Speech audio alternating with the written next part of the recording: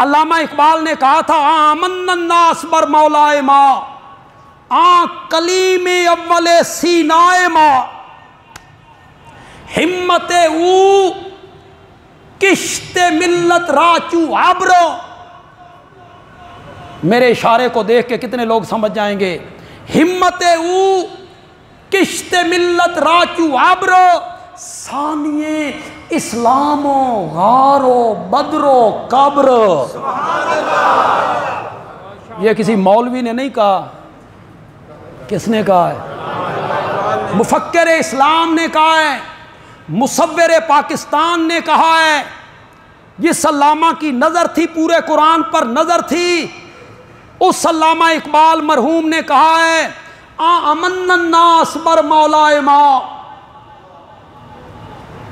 سب لوگوں سے بڑھ کر ہمارے سردار نبی پر جس نے احسان کیے ہیں وہ ابو بکر ہے۔ یہ حدیث کا ترجمہ کیا، یہ حدیث ہے، خود میرے نبی نے فرمایا سب سے زیادہ مجھ پر احسان کس نے کیے؟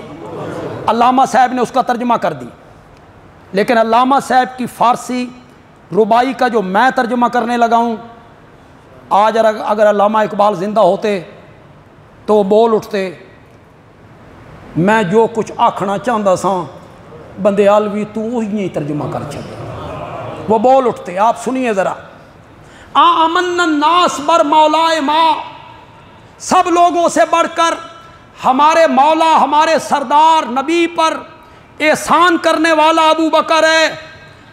کلیم اول سینائے ما، وہ ہمارے طور کا پہلا کلیم ہے۔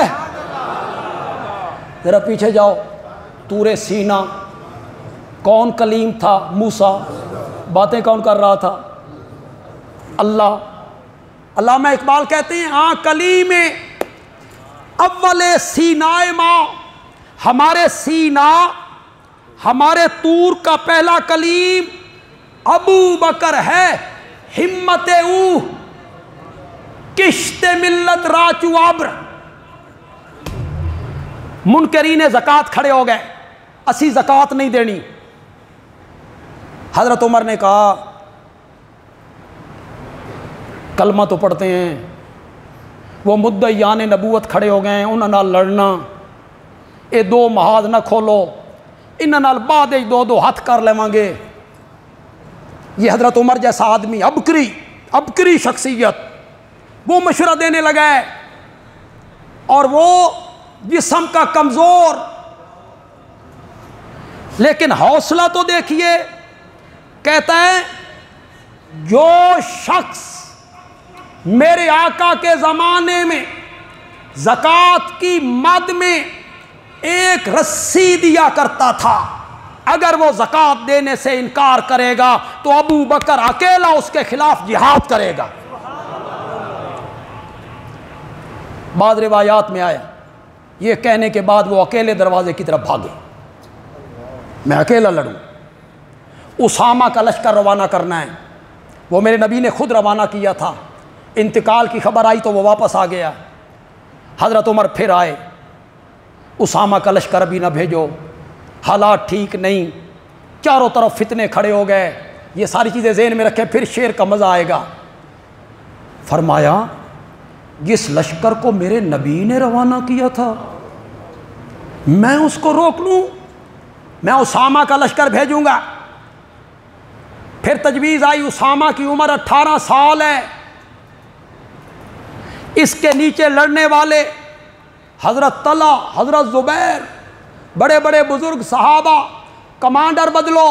فرمایا جس اسامہ کو میرے نبی نے کمانڈر بنایا تھا ابو بکر اس کو نہیں ہٹائے گا۔ صحابہ مشورے دے رہے ہیں، جھوٹے مدعیان نبوت کے خلاف لڑ لیں، پھر ادھر 3 محاذ اکٹھے۔ یہ ذہن میں رکھیں، صحابہ پریشان۔ علامہ اقبال کہتا ہے ہمت او کشت ملت راچو آبرو۔ ہمت کہتی ہیں طاقت کو، قوت کو، کشت کہتی ہیں کھیت کو، کس کو؟ اور ابر بادل کو علامہ اقبال کہتا ہے جب کھیت خشک ہونے لگے،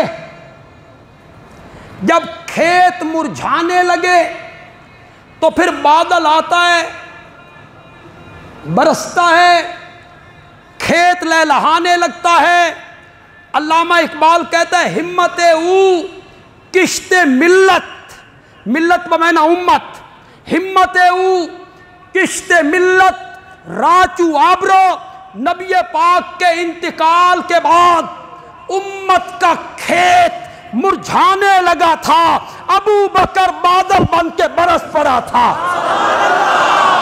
ہمت او کشت ملت راچو آبرو، ہمت او